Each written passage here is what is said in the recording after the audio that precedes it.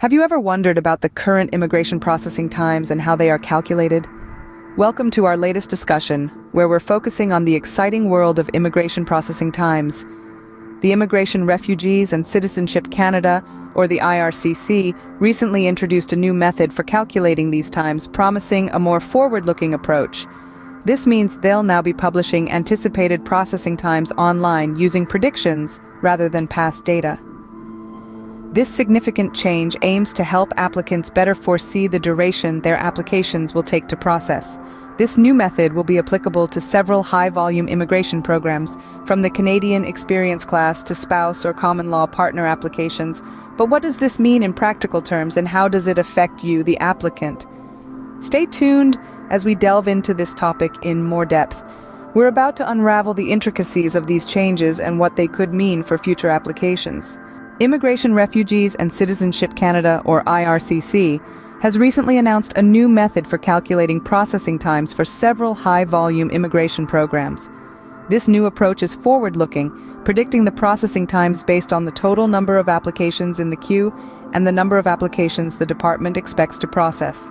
This forward-looking method is a departure from the previous practice of estimating processing times based on the time taken to process previous applications. It's a step towards transparency and predictability. It allows applicants to have a clearer picture of the time it will take to process their applications, adding a layer of certainty to what can often be an uncertain process. The updated processing times will apply to several high-volume immigration programs. These include the Canadian Experience Class under Express Entry, Provincial Nominees Program, both Express Entry and Non-Express Entry, and Federal Skilled Workers via Express Entry. Also, Quebec Skilled Workers, Citizenship Grants, and Citizenship Certificate or Proof of Citizenship will be covered. Processing times for spouse or common law partner living inside or outside Canada, as well as parents or grandparents, are also included. This change comes in response to a report by the Office of the Auditor General last October. The report highlighted the need for a more transparent and accurate method of calculating processing times. It recommended that online information on processing times should be provided for all permanent residency applications, taking into consideration the volume and age of applications already in the queue. This update is one of the first steps by IRCC in addressing the recommendations of the report. By the end of this year, we can expect updated service standards. These standards define the length of time that IRCC deems reasonable for issuing a final decision on an application, and they vary depending on the type of application. This change was flagged as necessary by a report from the Office of the Auditor General last October. It's a move towards a more transparent and predictable immigration process, and it's an important step in ensuring that applicants have the information they need when they need it. The Auditor General's report highlighted several areas for improvement in how IRCC calculates application processing time and communicates this with clients. Diving into the depths of this report, it became evident that a major change was necessary. The Auditor General noted that the existing system of calculating processing times lacked transparency and consistency. It was recommended that a more forward-looking system be implemented, one that would offer information on processing times for all permanent residence applications. This system would take into consideration the volume and age of applications already in the queue. The report also emphasized the importance of providing accurate and timely information.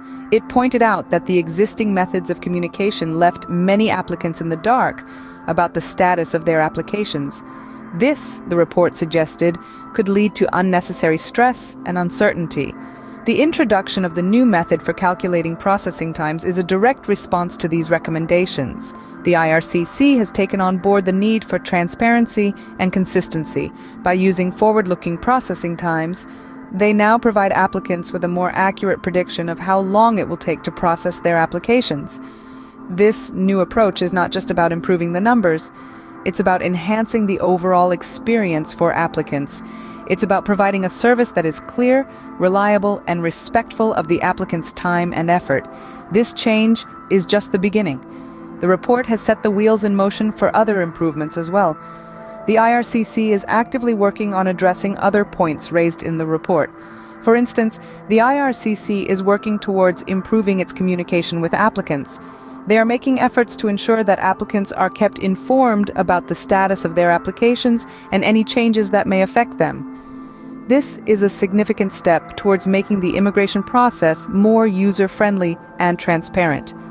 It shows the IRCC's commitment to continuous improvement and their willingness to adapt in response to feedback. And this is just the start.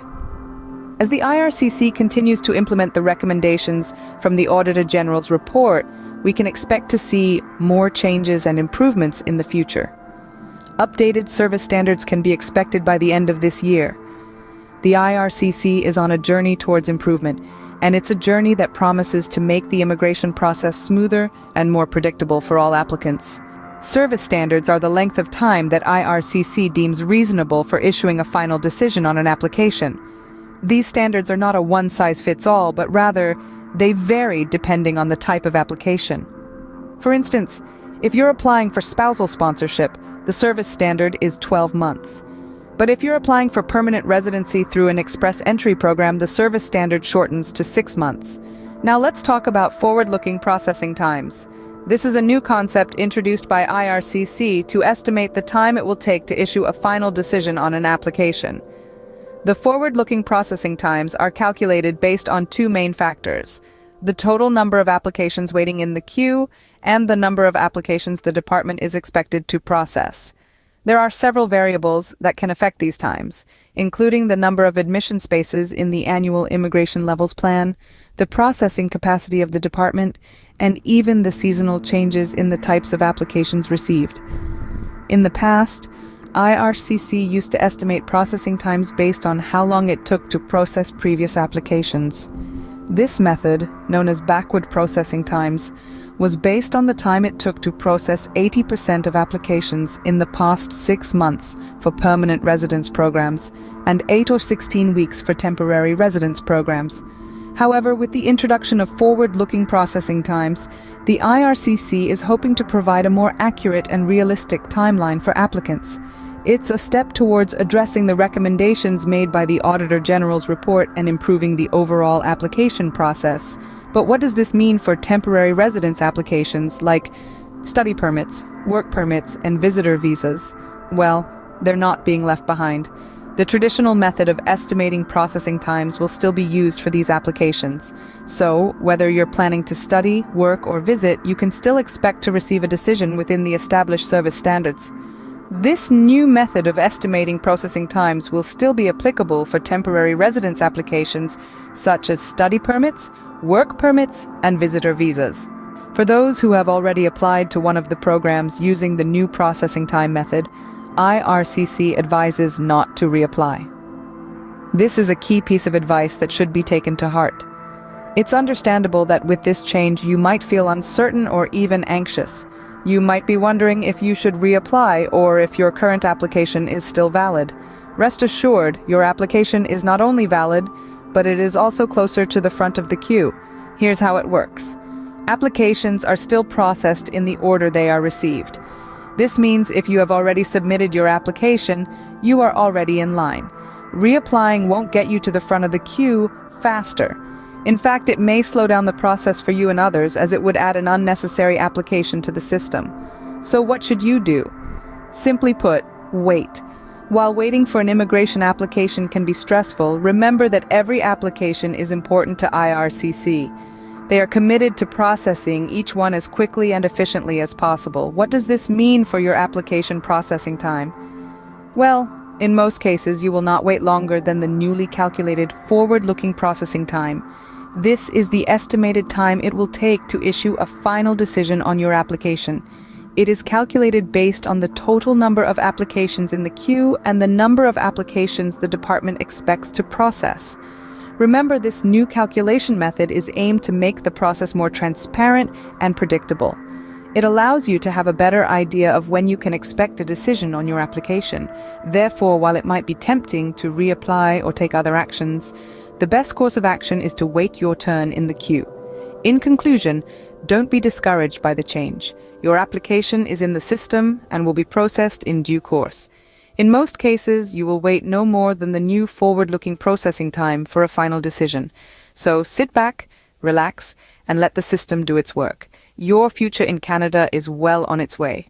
In summary, IRCC's new method for calculating processing times aims to provide more accurate estimates for applicants. This fresh approach, which is based on forward-looking processing times, affects several high-volume immigration programs. These include the Canadian Experience Class, Provincial Nominees Program, Federal Skilled Workers, Quebec Skilled Workers, and Citizenship Grants, among others. The intention is to help applicants better predict the duration it will take to process their applications. This change was largely influenced by the Auditor General's report last October, which highlighted the need for improvement in how processing times are calculated. The impact on applicants is expected to be largely positive. This new method provides a more realistic timeline, reducing uncertainties and helping applicants plan better.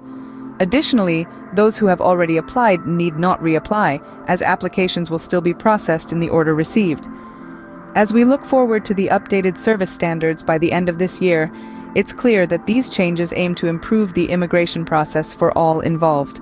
Thank you for watching. Please like, subscribe, and hit the notification bell.